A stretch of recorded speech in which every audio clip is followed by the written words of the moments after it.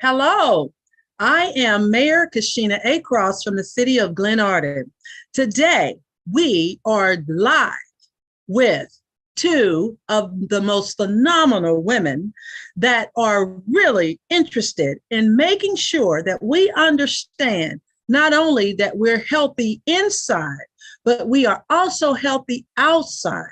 So we are going to walk through today's message. Today's message is giving us an opportunity to live our lives for ourselves as well as we care for others.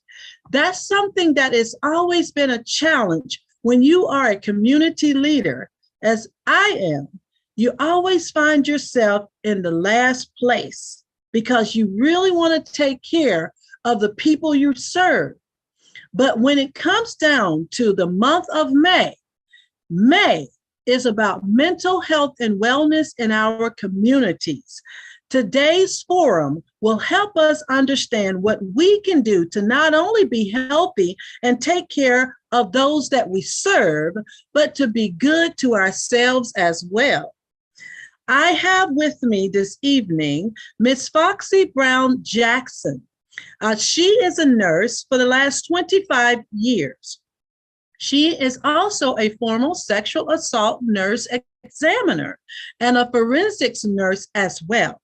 She holds degrees in nursing and psychology and is an international best-selling author. Her webinars and conference presentations have been attended internationally throughout various virtual platforms. We are very grateful to have Ms. Jackson here. She also provides monthly wellness tips through her monthly television segment on Fox 5 Plus GTV entitled Peace with Foxye. Welcome to you, Nurse Foxye Brown Jackson. Thank you so much. It's so great to be here. And thank you for the invitation, Mayor Cross. Thank you. Next, I would like to introduce Dr. Jamaica Joan Henry Fields. I have had the unique pleasure of being on Dr. Henry Fields' program, and I'm going to tell you that Dr. Jamaica Jones is really addressing so many critical issues in our communities, as well as bringing our societal knowledge forward in various forums. Dr. Jones' career actually has spanned the public and the private sectors. She's focused on transforming lives through skills-built workshops, service coordination, education locally and internationally, with social sector organizations as well. Joan has led leadership positions, education, as well as human services organizations from New York City, Washington, D.C., Virginia, and Maryland. In this position, she has been with local schools and human service organizations in the Jamaica, West Indies. She also is the leader and organization of RESA, an incorporated organization that is dedicated to improving the lives of women and the gifts of all ages that are devastated or disadvantaged, that is, by societal and economic circumstances. The initial initiative enables women and girls to enhance their quality of life. Dr. Joan Henry Fields, welcome. Thank you so much for having me, Mayor Cross, and hello to the panelists. Fantastic. Now, additionally, we have a surprise guest on our line, Dr. Mazzali. Dr. Mazzali is going to bring us some words of wisdom, and he will talk to us a little bit at the end about a book that he wants to recommend that helps us understand how to take care of our inners as well as our mental stabilities. So let's get into it. Dr. Mazzali, welcome. Thank you, Mayor, and I'm really proud of you for taking care of our community, especially this time. Everybody needs to know and to be aware according to the experience during the pandemic. Thank you very much. I'm here to support you 500%. Even I'm busy day tonight, but I said I don't want to miss it. Thank you, sir. We appreciate having you online, and we look forward to hearing more about the book you have there. I think it's going to help a lot of people. Thank you. So, what I've noticed in this life that we're living is that we can commit to developing this awareness of our emotions in our bodies through regular practice of mindfulness. And that's a term that really needs its own significant definition, because to be mindful of something is to hold it in high regards, to consider it, and to be mindful of our emotions, but also our body sensations. We are of the belief and faith that with proper mindfulness, you can even heal your own body. You can bring yourself into perfect alignment. And that's something that expands our emotional intelligence.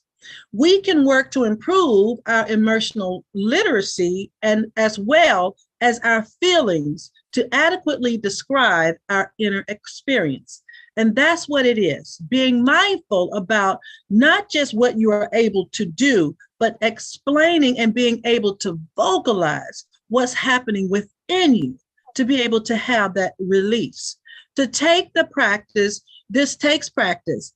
And sometimes it does require help from others, like clinical practitioners or even life coaches.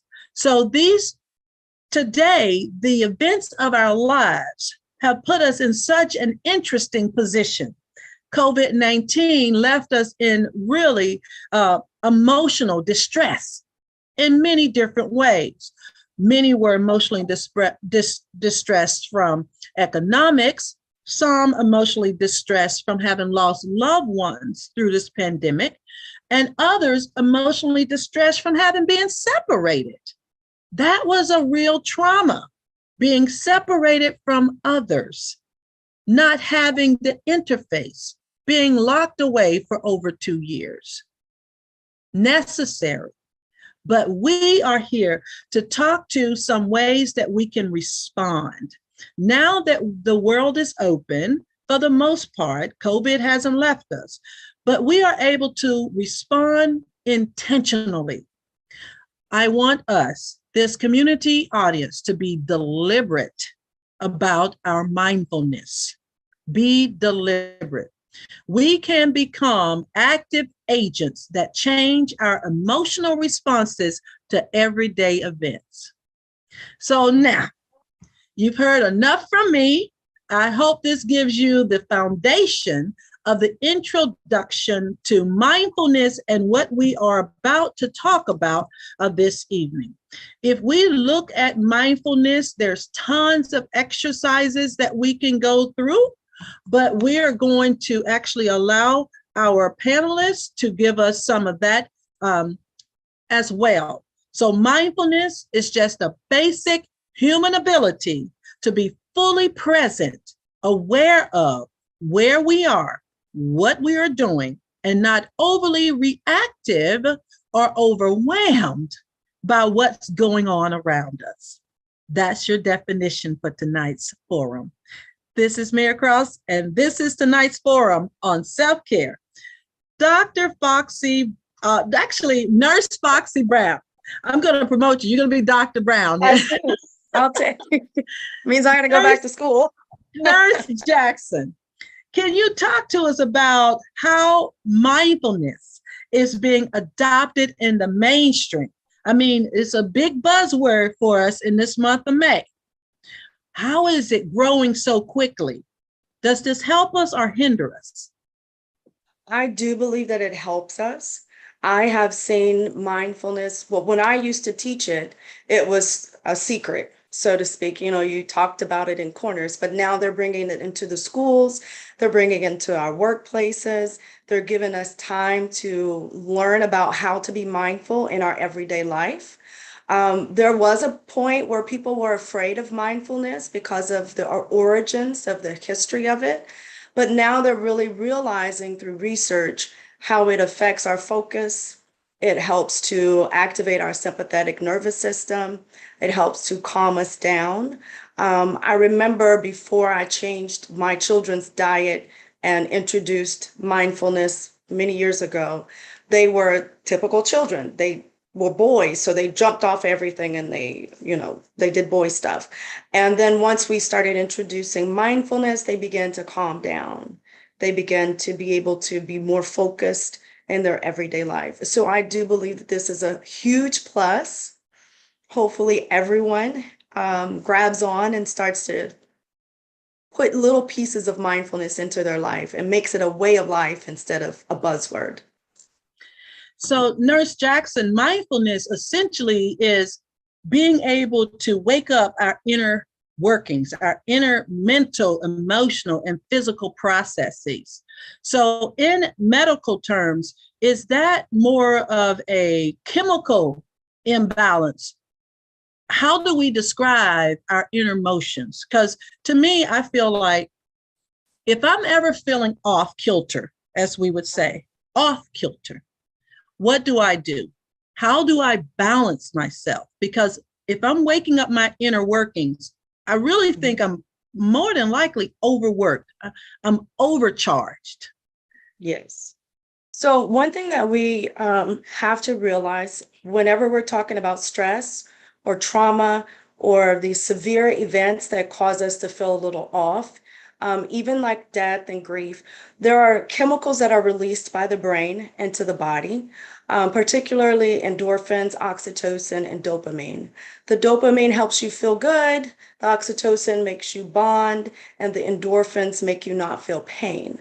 So when we are feeling these different emotions, if we are using other tactics, for example, we're using drugs or we're using food or shopping, things like that to soothe us and make us feel better, it's because it releases the same amount of chemicals, the same types of chemicals. So when we do mindfulness, then we're releasing those chemicals at the same time, but we're not doing all of the other coping mechanisms. So mindfulness, we allow ourselves to activate our sympathetic nervous system, which is the part of our body that allows us to relax, to become calm, to experience peace. And so those chemicals allow us to heal. It allows us to restore ourselves. So it is a chemical thing. And that's where the research came in to realize that even though this is an ancient practice, there are real, live, provable reasons of why it works, both in psychology and in medicine. That is a phenomenal communication that you just given us, explanation. You've just explained to my husband why he needs to let me shop. Yes, because it makes me feel good. Good. That's what I told him. Oh my goodness. I love that. So I am excited to hear that my shopping is healable.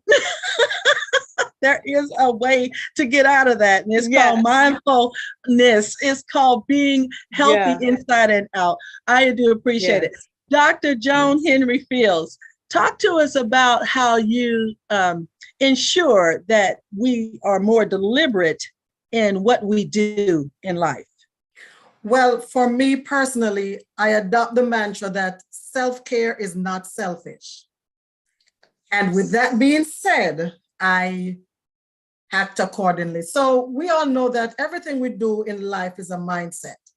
And so to taking care of ourselves is a mindset, because we can decide to abuse our bodies, abuse our minds, abuse the people around us to help us. It's a mindset, and a mindset, it's how it can be good and it can be bad. So one of the things that people first would need to do, my first recommendation would to accept yourself for who you are. Because oftentimes we find many people struggle with that concept of self-love. Like I just said, in my opinion, self-love is not selfish. So I stop at nothing for self-love. So we have to make healthy choices, whether it's in the foods that we eat, we have to just make healthy choices around us, surround ourselves with people with positive mindsets. Because if we surround ourselves with people who are always negative, what are we going to get? We are going to get that negative mindset. So again, we have to surround ourselves with people with positive mindsets. We have to appreciate the little things in life.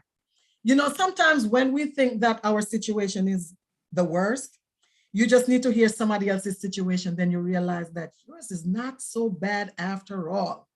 You know, then one of my favorite is to give back, because there is something about giving back to others. And, you know, even the good book tells us that the more you give, the more you will receive. Now, you're given a physical gift. That may not necessarily mean that you're going to receive money or another physical gift, but that may be a mental gift because you know that you've done something wonderful. So all these things are part of, you know, that self-care, self-love. And another thing is to talk about your feelings. We can keep things bottled up all day, every day, but it's only weighing us down. And especially if it's things that are negative, we need to release those so that we can be free. One of the things I believe that everyone must do is to be transparent. Because in, like the word said, in transparency, there's transformation. So we cannot fully find ourselves leaving from that place where we are stuck until we are transparent enough to, you know, let people know what's going on, you know, talk to somebody about it, do something about it, because that's the operative word, do something about it. Because we can want self-care, self-love, you know, the mindset and everything. We can want that all day, every day. But until we put in the work to make that happen, it's not going to happen. It's not going to happen because we wish for it to happen. We hope it would happen. It's going to happen when we put in the work. So my biggest thing in all this is that self-love, self-care, because if that's absent from you, it's kind of hard to give it to somebody else. So once you embrace yourself and tell yourself that self-love is not selfish, then I think that that's a great segue into everything else. So that would be my spill on that. Thank you, Dr. Joan Henry Fields. That is fantastic. Self-love is not selfish. And that is a phenomenal message to take forward. You know, one thing about the holiday seasons, everyone loves to give. I love that you brought up how giving, I think that that is also, you know, a chemical release, because it really feels good to give. You know, you love to get, but when you give and you see that smile on someone's face and you know it was something that they wanted and you got it, and it's like, aha, I know you. But then what happens? We must keep that festive alive. We have to keep the festivities alive. I love date night, you know, with my husband, because it's like, they always tell you when you marry, that's the worst day of your life, because every day forward, you have a partner, you have a friend, and then when you have children, you have even more of that. But even if you're not married, you have friends, and your best friend in life will be there thick and thin. And that's the thing, giving of yourself, not just materialistic, but of yourself, to ensure that what you get back in return continues to keep you merry as well. If you are looking at friends and families, that strength is something that cannot be discounted. It is so important to gravitate to family. One of the worst things that we can do is to go silent. And that's why it's so important to have healthy relationships. And I like what you said, negative people breed negative relationships. Negativity breeds negativity. So now what I want to, you took us into our next segment when we're talking about what happens when I move from the I to we of mindfulness. And that's where we bridge the gap, really, that we. How do we successfully incorporate the we and not lose that I? Because the I is not selfish, but we do have to incorporate the we. That's called being a part of community.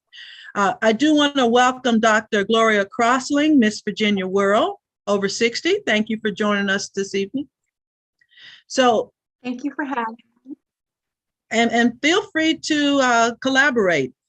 You know, I always treasure you, and we are talking about mindfulness and how we can take this new mainstream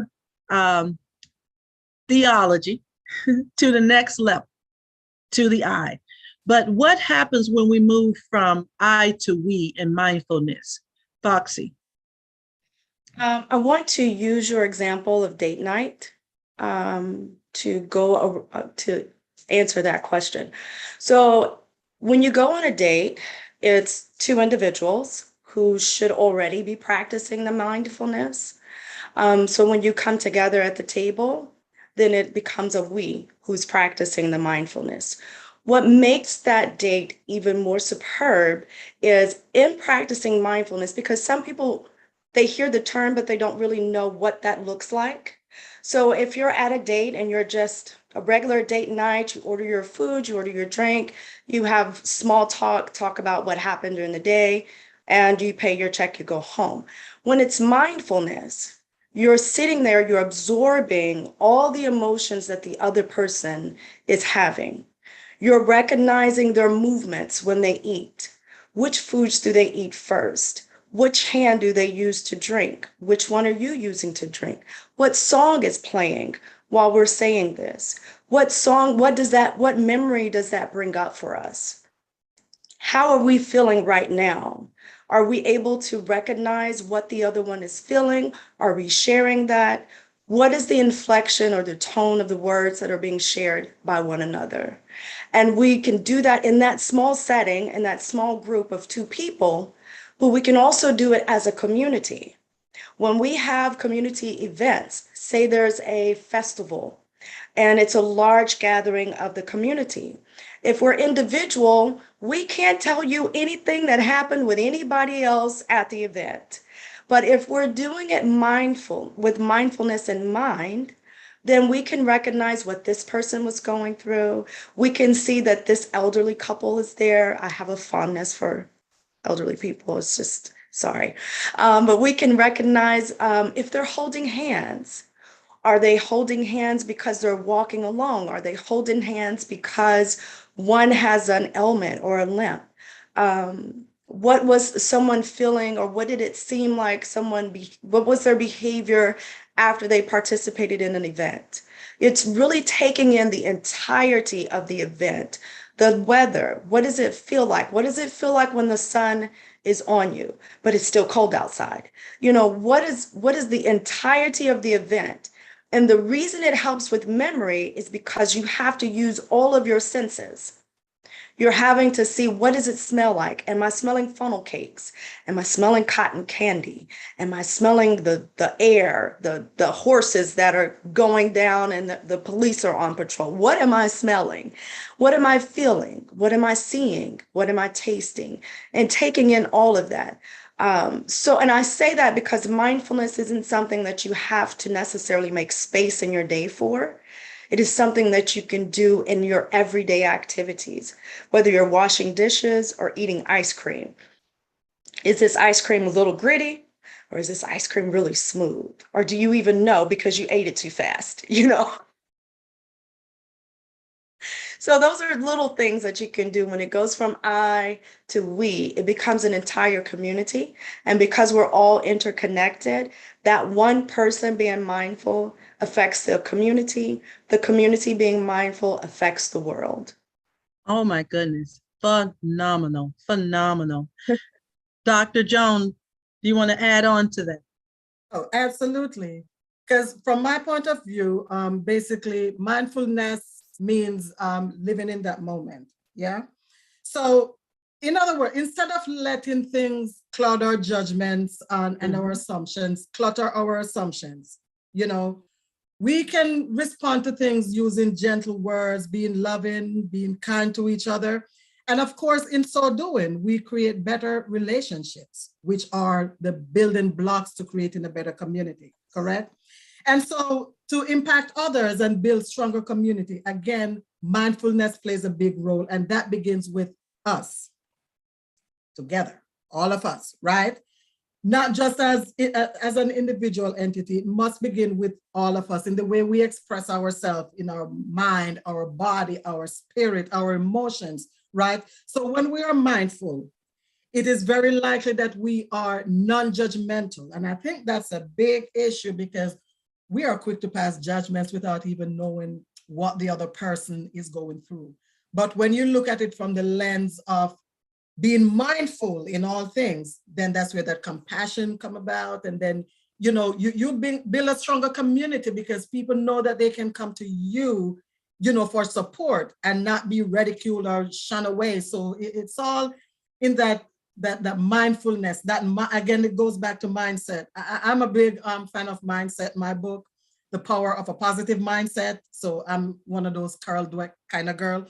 So yes, again, it takes all that for us to build a stronger community. And I know I kept saying community because that's what this is all about. This is your forum. So yes, we need to be more mindful of each other, be more caring, being more supportive and not being judgmental because we just don't know what might be going on with the person we try to, you know, act some way against. We want to embrace people, you know, just because we have that love planted deep inside of us.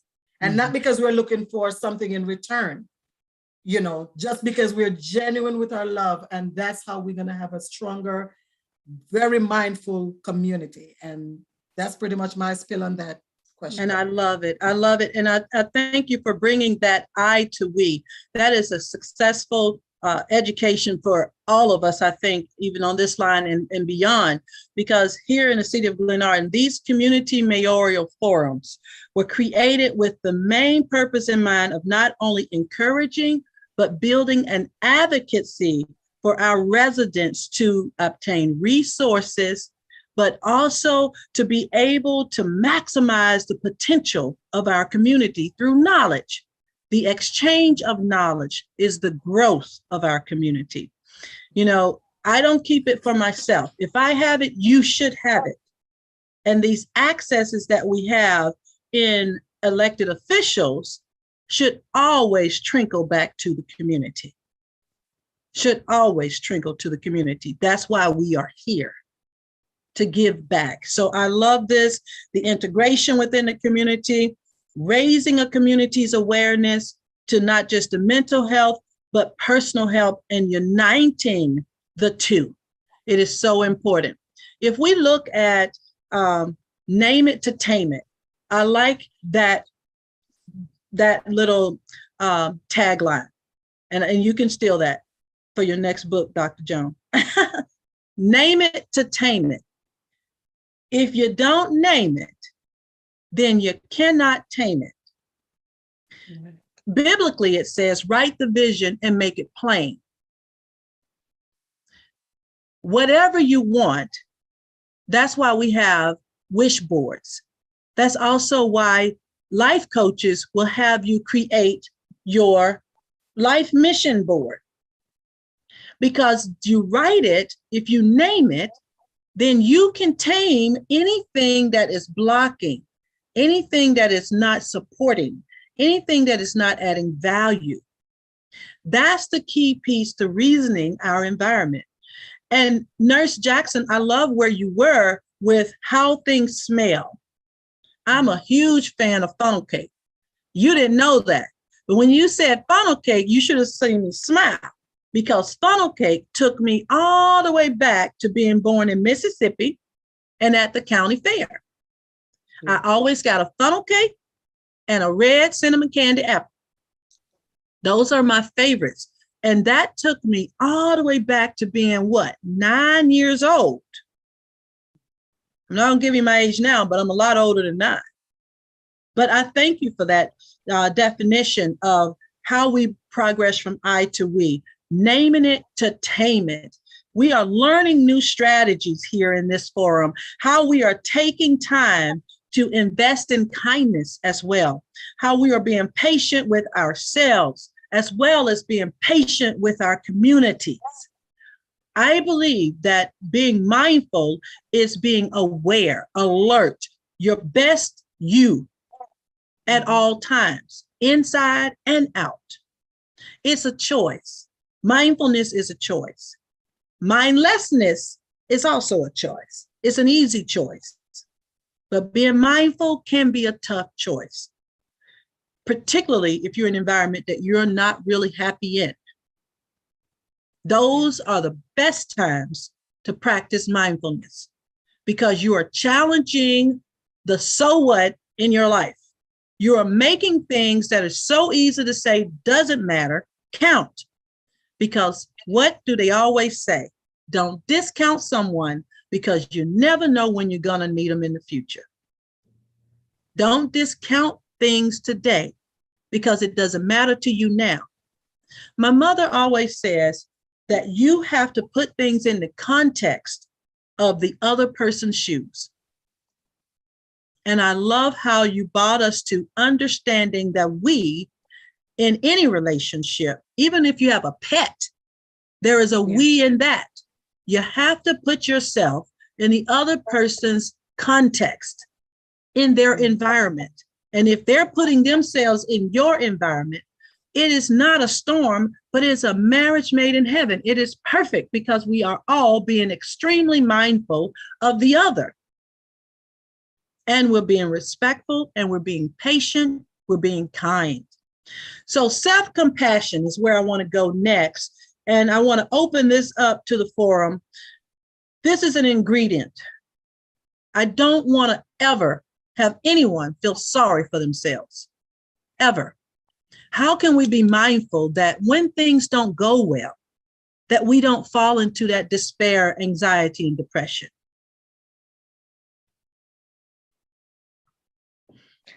Well, I guess I'm the only one unmuted. One thing about being mindful, mindfulness is in the process of being mindful and the process of having those mindfulness moments, other emotions do come up. Emotions of sadness, anger, emotions of feeling not enough or not good enough. And when you're having self-compassion, you would allow yourself to feel those emotions and you would give yourself that forgiveness, that love as you would give someone else. I like to think of compassion in the Native American aspect, where they say the greatest warriors are those who have compassion, because you have to have something that you're compassionate about. You have to have someone that you show compassion to. Why not allow that person to be you? When we have compassion for ourselves, it's often, it's a sad thing, and we're coming out of it. But traditionally, we were not allowed to have compassion for ourselves. It was an outward thing. We were to have compassion on others at the expense of ourselves. And so you're going to have a bit of turmoil, a bit of cognitive dissonance, of allowing yourself, as Dr. Joan said, to be selfish, because self-care is not selfish. But when you start thinking about having compassion on yourself, then you can get confused and feel like that's selfish, and it's not. Compassion, if I had an animal and my animal is my pet and I've loved it for a very long time and it becomes ill, and I have to make the choice of allowing it to stay alive and suffer or putting it down and ending its misery. My compassion is going to allow me to have the animal put down so that it can end its suffering. When we think of ourselves and anger comes up from things that have happened yesteryear or even yester moment, or sadness comes up, it's okay to forgive ourselves for those moments, for whatever we felt in those moments. And it's okay to show compassion on ourselves and allow those emotions to die so that we can end our suffering. Because it is only suffering that we're doing for ourselves, to ourselves, when we hold on to those types of emotions and bury them instead of dealing with them and showing ourselves compassion while dealing with them and moving on and filling ourselves with more positive emotions. Don't run from it. Face it head on. Take it. It is living. That's part of living. Yes. And the good with the bad. Dr. Joan, I see you're unmuted there. Oh, yes. So as we talk about compassion, one thing that I would love to add to what Nurse Foxye had so eloquently stated is that we have to somehow give up that I am strong mentality. Because in so doing, we can lose ourselves easily in doing that. And we could end up not being compassionate on our own self because we can do that, because we overwork ourselves, we stress ourselves out, we take on the world, we want to wear the cape, we're doing this, we're doing that, we're strong. But I've learned a long time ago that being strong also know when to ask for help. You can be that strong that you can ask for help, because at that point, that's actually being weak.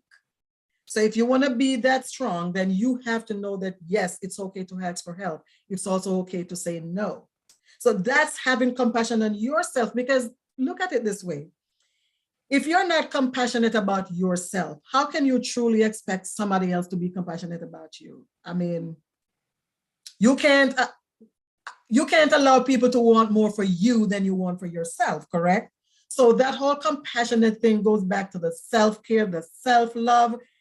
And in the words of, I don't know who sang the song, but he said, know when to walk away, know when to run. So you got to do all that to just, I think if we could just find ways to just love ourselves more, because the more we love ourselves, the more we're going to be able to love others. Be compassionate. Don't beat up on ourselves too much. I mean, sometimes we have folks who may be trying to lose weight. That's the typical one.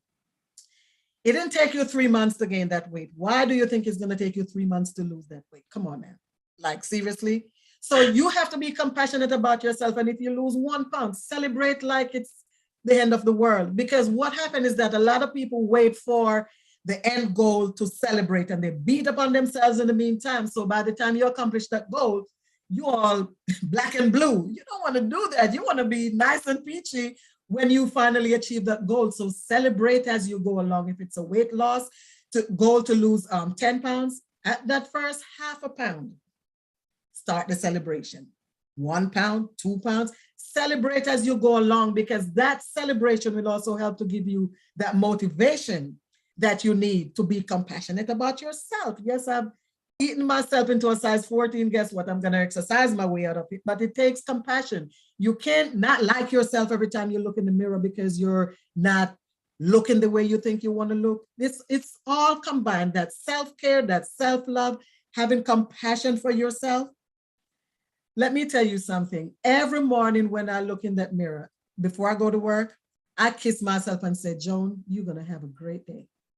You have to do these things. You cannot just wait for you to get to work for somebody to tell you, oh, you look great today. Because what if they don't tell you? That is going to shut your mindset to begin with. You're not going to have a good day, especially if you think leaving home you were the bomb.com and you get there, nobody said anything to you. Oh, that could ruin your day. So my thing is that I talk to myself in my mirror and I make sure I embrace myself for who I am. We have to love ourselves enough so that we can, love other people for one, but be compassionate to ourselves. Don't beat up on ourselves for every single thing. The word mistake was created for a reason. It's gonna happen. But when that happens, then you just move past it. Don't try to be that perfect person, because that can ruin your life. That's a recipe for failure. If you try to be that whole so perfect, never make a mistake, because then, in other words, you have nothing else to learn. Learning is ongoing until the day we depart this earth. So always leave that space for mistakes, thus creating a room for learning. And that is also having compassion on yourself. That's my spill. I love it. I love it. Dr. Crossland, are you online, madam?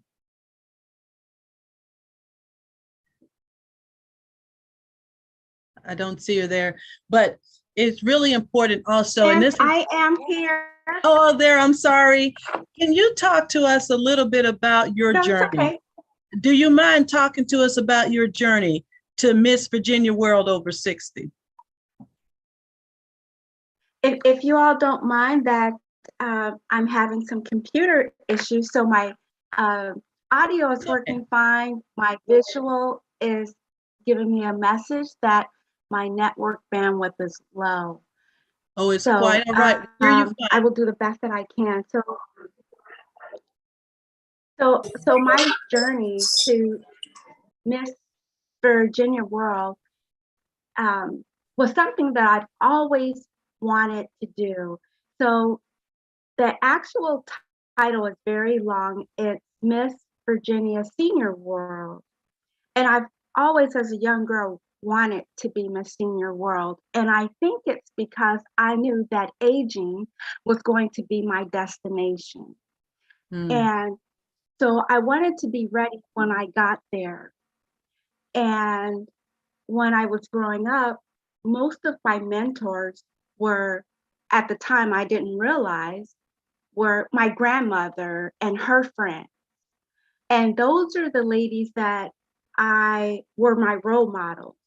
And my nickname when I was growing up was just that. My nickname was grandmother, but the vernacular. And so I've always leaned toward aging gracefully. And in doing that, I always wanted to be mindful in how I was compassionate toward others, even toward animals. I didn't want to be a veterinarian like most little girls growing up, but I wanted to be Miss Senior World, and I really hope I win this title. It's a coveted title. So a couple years ago, after the pandemic, I had packed on some pandemic pounds, as I call it. And I'm like, oh, wow, it's time to enter the Miss Virginia World pageant, and I'm not ready. So fast forward, I had to think, okay, I had my vision board and everything that I needed to do to get ready for the pageant. So I was mindful and getting myself to the doctor. Hey, doc, this is going on. I've packed on these pounds.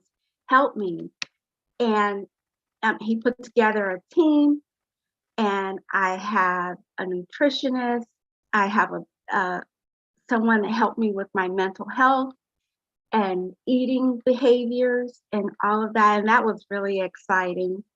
And then I went to my other doctor, and I'm like, hey, doctor, let's help my other doctor. I want to be in this beauty pageant. And so he's like, okay, we're going to have to put you on the treadmill exercise. But first, he wanted to send me to physical therapy. So I did just that. I went to physical therapy, and everyone was so happy when I got there. And we were literally in tears. We were very mindful. We were literally in tears my last day of physical therapy because I had lost all that COVID weight, and we had bonded. We had built a relationship. So mental health and mindfulness is in everything that we do. And it's been mindful of others all the time, because that's how stress builds up. When we take for granted other people's feelings, even at the slightest moment, even at the supermarket, I am mindful. And I think that's what helps to make me a perfect candidate for Miss Virginia Senior World, is because I am compassionate about everything that I do. I am mental. I am holistic about every encounter that I make, even if it's with an animal or my neighbor. And I have a lot of fitness center stories, some nice, some really, really funny stories. And then I took my picture of today, how I look today, and how I look at the beginning. And because my doctor, I told him I can't really see a difference. So he told me to post the pictures, and I was able to see the difference. And I got a lot of likes on Facebook.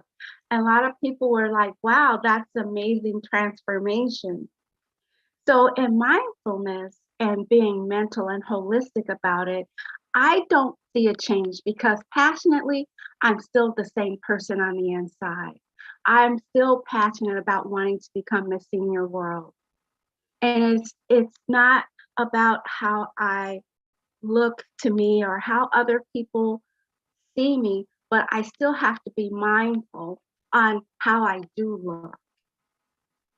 And I still have to be mental and care about how I look. And that's my journey to Miss Senior World. Thank you, Dr. Crossling, for sharing. That is phenomenal. I can pick up on all of the traits and characteristics that Nurse Jackson and Dr. Henry Fields have been talking about thus far in this message of transformation. You know, we are talking about growing, getting rid of really the to-do list, having a vision, and then charging for that vision. Keep that vision there front of you, and then strive towards it. There is always growth in all of us, but I love your story. I think the most exciting part is how you say you celebrate it. And that's what we were just saying. Celebrate the little things as big things. Don't wait for the 100% transformation. Celebrate now, because that is what did we say? Releasing those chemicals in your brain that gives you that power, that energy to continue to really make the vision possible. So when it comes down to being clear-eyed, the communication that we have not only to others, but to ourselves completely matters. And as you were talking, you talked about having that story in your head, rolling and playing. That's something that I was telling the ladies earlier at my job. We actually do, today we had a mindful moment and we paused for 15 minutes as a team. You built a network, you built a tribe, and that's the key. Build a tribe around those that are focused on successfully achieving that dream with you, walking that path with you. That's getting from I to we. I love how your story just calls all of us to come right back together. Now, I'm going to give Dr. Mazzali an opportunity because he talked to us a minute about a book that he wanted to bring to the forefront. Dr. Mazzali, are you still on, sir? Yeah, I'm here. Can you talk to us about the book, sir? Sure. Okay. So far, I just want to thank you very much to my friend, Miss Virginia, Dr. Carslin, my friend, Dr. Gloria. Mayor, my sister from another mother, you're doing amazing because the world needs you. We're supposed to have 1,000 people today in this forum, but we're going to work together to help you to make these things happen. I was involved with the community health and awareness with Dr. Joe Wallach. He's one of the very respectful doctors all over around the world. And the reason why I was very much more involved with him after I find out 400,000 African-American dying every single year, every single month through the diabetes, hypertension, overweight, and nobody's doing nothing out of it. So I joined the force. And we had a wonderful time with one of the beautiful young brother, Dr. Cleffadola from Georgia, Atlanta. He had some situation with her daughter who has the sickle cell anemia. So we helped her daughter. And when we did it, he said, oh, the doctor told us there's no any way my daughter, she's going to be okay.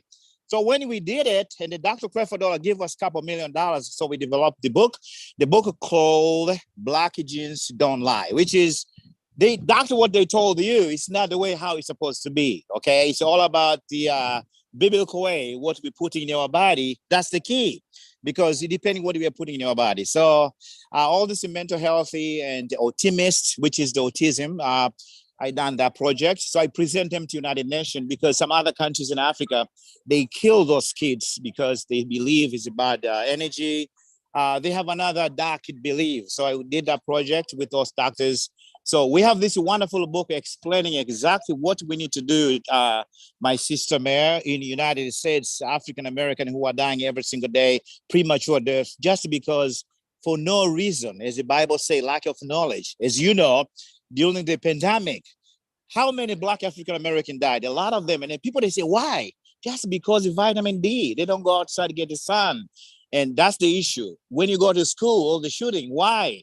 Mental health, because of what? Lack of the mineral, because these kids, what they eat and putting in our body, there's nothing there. Even the United States Senate, they're saying that we don't have no mineral. We don't have any mineral in our soil today. So what, doctor, what do you think? So all of this comes to awareness, what you're doing, and I'm here to share with you more. If it's possible to bring Dr. Joe Wallach sometimes in the future. I know he's booked for the next 2 years, but what I see, my friend, my sister Mayor, what you're doing is bombastic. You're doing amazing. That's why I really joined you tonight. I don't take it granted, because we needed to hear more ideas, and the ideas make it a difference, because we don't know what's going to happen the next day. So as I heard everybody's talking about the mindset and all this kind of stuff, the mindset is what we are putting in our body is not what is killing us. What we don't, nutrition. Okay, autism, I got a lot of cases about autism. People talk about it. They don't even know. It's a brain oxygen. When the mother create the embryo, she misses some mineral deficiency, which is, I'll talk more about it. I'm not a medical doctor. I'm a doctor for the conflict and evolution for something else, but I present these powerful doctors all over around the world. So we have this book. We already published to 200 million people all over around the world. And I'm happy to give each and everyone who are here tonight at wonderful, this great opening, breakthrough opportunity to share good news about awareness to our community. So you're doing great. So I'm here to support you and all the team who are here on board tonight. I know I'm familiar. I'm from Tanzania. I got a nice accent. I can pretend like American, but no, I'm not. I'm from Tanzania. So I hope you enjoy my accent. I'm here to join you and to make sure we work together to make it a difference in our community. Mayor, my sister, as you see, we are building dialysis clinic more than anything else, more than 7-Eleven. We're not supposed to do that. It's all about what you are putting in your body. How can you help those kids in the school? Which food you are giving them? That's why we get all the issues with the mental health, because what we are giving our body is not the right way. And we can make it as changes if we reach out to our community, churches, community leaders, and everybody. So this is, for me, is a breakthrough. I'm here at Bethesda with a wonderful network, but I took my time to enjoy this great opening the event with you, Mayor, and my old friends there. I want to make sure you guys get connected with me so I can be able to share with you. It's all about knowledge. My name is Dr. Bruno. I have a couple of degrees and a honorary through my experience working in the world. So I work with the 20 countries all over around the world with health and awareness, presenting the powerful, respectful doctors at United Nations. Otherwise, I don't have no much, and I'm looking forward to present those books to you, my friends. My mayor, the best mayor who cares more than anybody in the world. Thank you very much. So far, you're so beautiful and you look great tonight. It's my privilege to say thank you very much. Hakuna Matata. Asante sana. Hakuna Matata. Thank you, Dr. Mazzali. I am so pleased to have you on this evening. And I was Googling that book, Black Jeans Lies, paperback, from June the 30th to 2006, Dr. J.D. Wallace. Yes. W-A-L-L-A-C-H.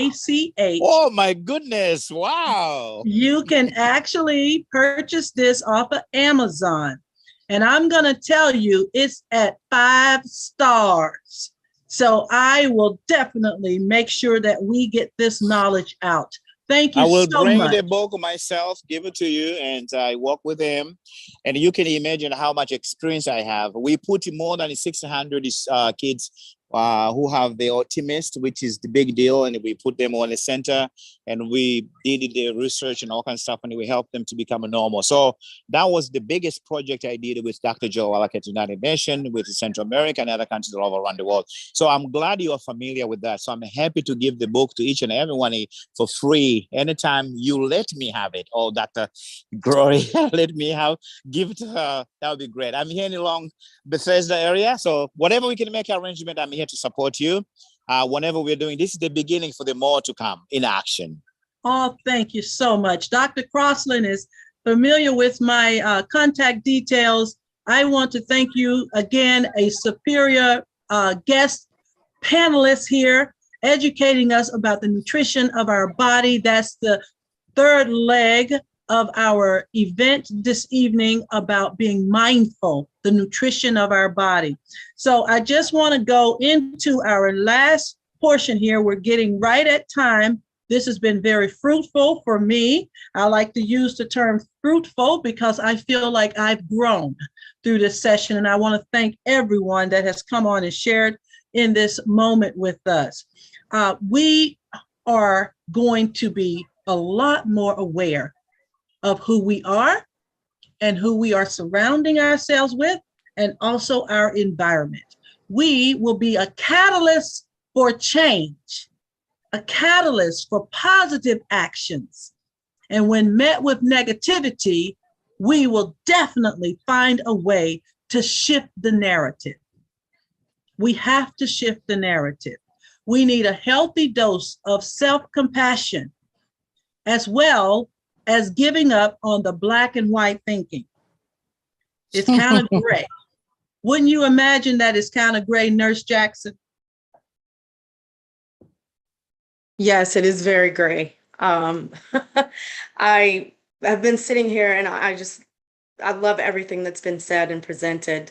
When you mentioned that, it kind of went along with one thing that I was thinking about, and that's the word love. Love, it doesn't have a color, it just is. And when we're talking about loving ourselves so that we can love others, even in the sacred text, the Holy Bible, it says to love your neighbor as you love yourself, which means you have to know how to love yourself. And that, unfortunately, is one of the biggest deals. I did this one presentation. I asked this class of individuals, I said, what is love?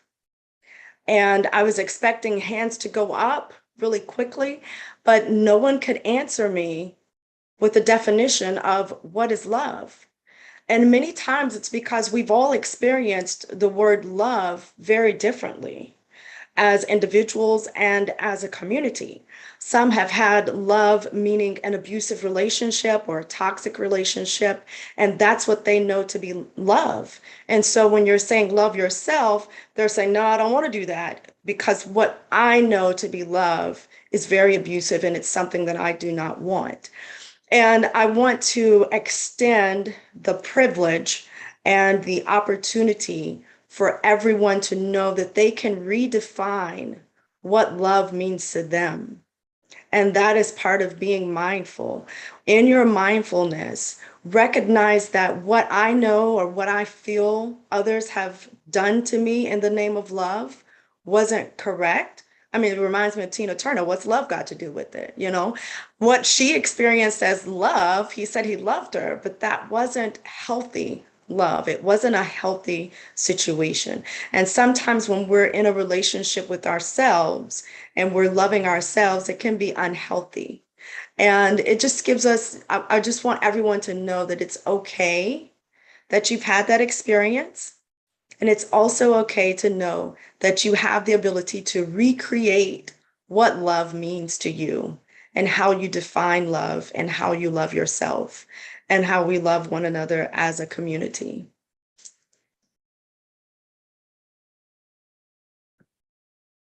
Thank you so much, Dr. Joan Henry Fields. We're at our last moments here. I'm going to give you an opportunity to wrap us into what do you feel about letting go of the black and white when it comes down to mindfulness? Okay. And so with that being said, just let it go. Basically, just let it go. I mean, I could sit here with a mouthful of stuff to say, but at some point, we just have to just let it go, period. We must always put ourselves in that mindset of be able to revisit, reassess, recreate, refocus everything we do in life. And at some point, enough is enough, and we must learn how to let certain things go and embrace the now. Because, you know, I think it's Maya Angelou's that said, if we keep on doing what we've been doing, we're going to get what we've been getting. Or one of them famous, very nice ladies said something to that effect. So at some point, we must let it go. We have to learn to look at things from different perspectives, through different lens, not just through the black and the white. We have to use discernment because things are not always as seen. So you have to be the person to know, to look at things with a wide perspective. It's that mindset again. The way you look at things is the way you're going to see it. So you have to be objective enough to not just look at things or people or anything as just black and white, because there's always more to that. So we just have to just stay focused, keep our eyes open, and just, develop that attitude of gratitude, because once we have that attitude of gratitude, we will move past that seeing things for just the black and white, seeing just the black and white in the color of the people we associate ourselves with. We must open our mindset and learn to just collaborate, just to form a network. It's all about a network. Mayor Cross, I like to say this every chance I get, that my late grandmother would say, one hand cannot clap. She said, try clapping with one hand and you see how far you get with that. So we must collaborate, we must embrace, we must nurture, we must do all these good things, because we are required to do this, because we have been blessed with much. And even the good book tells us that to whom much is given, much is required. So we are blessed to be a blessing. So let's not see color along as we bless. Let's just bless because we've been blessed to be a blessing, and let it be just that. So take off those blinders and just embrace and support. Fantastic. And I'm going to give just a few closings here. And again, my special guest, Dr. Mazzali, Dr. Gloria Crossling, thank you so much for joining us this evening. That was a surprise for everyone. Sometimes you get a treat. Anybody knows Mayor Cross knows that you come in with a little, you leave with a wheelbarrow. And I think that's what we've done. With mindfulness, I want to make sure that we are aware that there are techniques that you can use. Pace your breathing. 5 minutes of paced breathing can recenter you. Conscious relaxation. Now, you can ask Massage Envy. Yes, I probably have about 60 of those waiting for me, but be conscious about relaxing. Take that time, it's necessary. 5 minutes of just relaxing. Stop. I love that word, S-T-O-P. When life gets you down, don't get after it. You need to stop. Stand still for a minute. Let your senses, your 5 senses take over. 4 minutes of just centering yourself on your senses, what you smell, what you hear, what you see, and what you feel. Feel can be touch, feel can be enter, but you can also touch yourself. That is like a warm hug. For anyone that is feeling alone, I challenge you just to get a motion where you put your hands to yourself. One of the things when you're praying for healing, you touch. I want my head to stop hurting, I touch. Never negate the 5 senses. And a mindful pause. Just 1 second to breathe recenters your thoughts, and you're a lot more conscious about the words you'll use and about the actions you'll take. My mother always says, never let someone take you out of the place where I can't stand behind you and be proud. That has stayed with me, and I own every movement I make. I own it. I don't let the environment control it. I own it. That's not being controlling. That's being centered. We talked about that. Being mindful of developing a better understanding of the circumstances. Like they said, there's 2 sides to every story. And there's really a third leg, the environment at that time. Given a different circumstance, it would have been a different outcome. So I love this forum.